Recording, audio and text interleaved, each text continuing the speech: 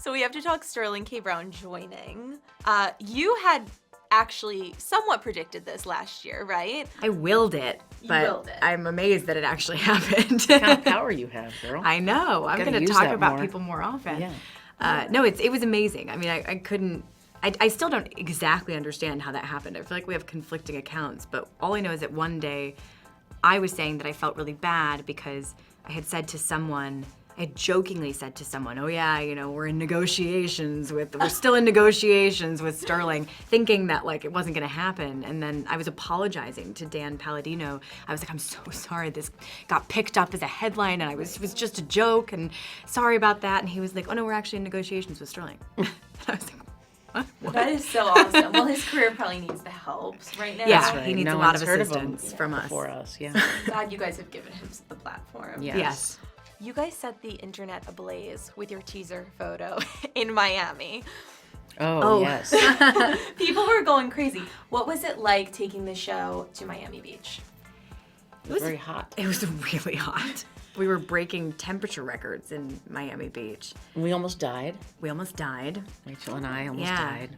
That was fun. We had a midnight to 2 a.m. rendezvous on the beach and went into the ocean, and we were like, we're just going to stay in the shallow end so it's safe.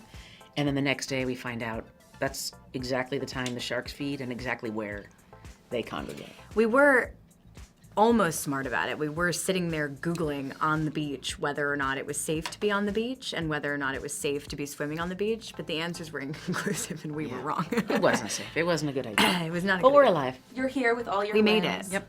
So, Alex, I had read that you had said you don't like to watch yourself. But this show, you are so good. Season 1, Season 2. Because I don't watch. Do you think that is your secret weapon? I don't know. I just can't stand looking at myself anymore. So, and it changes. I'm just get so caught up in what I look like, and it's traumatizing. And then I would just start to do things different with my face, and I wouldn't be able to not think about it while I was performing. So you will not be watching Season 3. I will not be watching. Oh, it's so hard for me to One digest. day when I'm older and grayer, I'll watch it. Will we see both of your characters? You two have such a dynamic thing going. Midge's career's taken off. Will we see any love enter both of your lives this season? Well, I'm going to assume what you mean is like a relationship with another person. Yeah. Besides the this love. This whole relationship is love. Yeah. It's a love story. So, I don't know. For me, I think that's the love story to watch, and that's definitely, this whole season's filled with that. Yeah. I also feel like we're both in a place leaving last season where we're in love with our careers. That is the relationship. People ask a lot whether I'm team Benjamin or team Joel, and I've just kind of been saying I'm team Midge. Like Midge is on her own path and on her own journey, and at least at this point in her life has decided that that's not going to be a part of it for the time being. But I think that's the slight difference is I think Susie would say I'm also team Midge. Yeah. I think I see it like Absolutely. that's my goal too. Yeah. Now that you guys have reached such so much, people love this show. You have such a following. What is it like in your daily lives? I know that you mentioned someone asked you to sign a plunger. Yes. Did they really? Oh yes. Where? At the New York show, and any appearance, people will. I love Comic-Con in New York for Comic-Con in San Diego for Family Guy. Some people showed up dressed as Susie. That's so sweet. I mean, sign a plunger, which I'm happy to do if it's brand new. Yes, nothing used. Yeah. And Rachel, for you, your character has inspired so many women. Do you get stories like that? Yeah. People come up to you? It's something I never expected from being a part of the show. I've heard stories from so many women who have gone through something similar. A lot of women have reached out saying, my fiance left me, my husband left me really unexpectedly, and the show's inspired them to find themselves anew and follow new dreams or take a new path. And just even Halloween costumes. Yeah, it was insane this year. Crazy. It was so crazy. Surprising. So many people. Although 9 times out of 10, it was a dude dressed as Susie.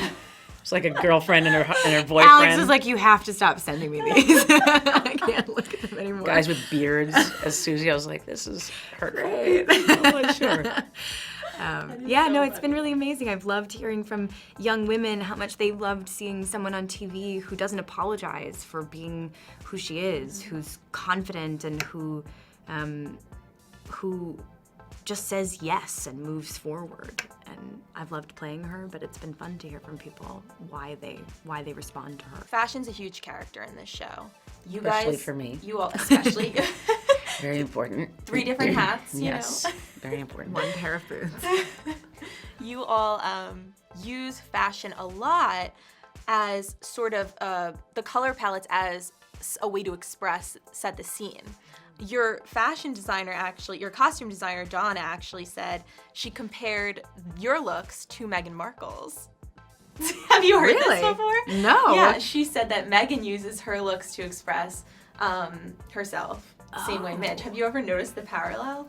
No, but I've never heard Donna say that. But I do know that she's drawn inspiration from so many fashionable women in positions of influence. You know, Grace Kelly, Audrey Hepburn.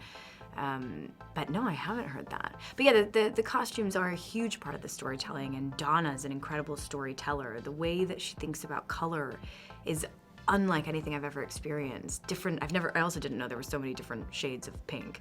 But she's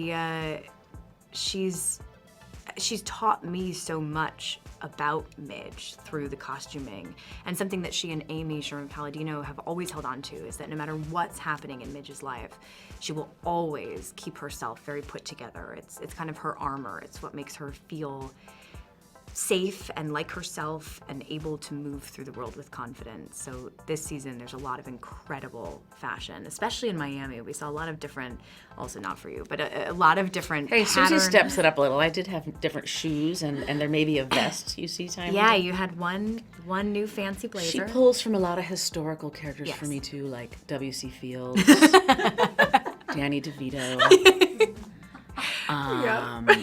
Winston Churchill. Very Winston. A lot this of season. very handsome women.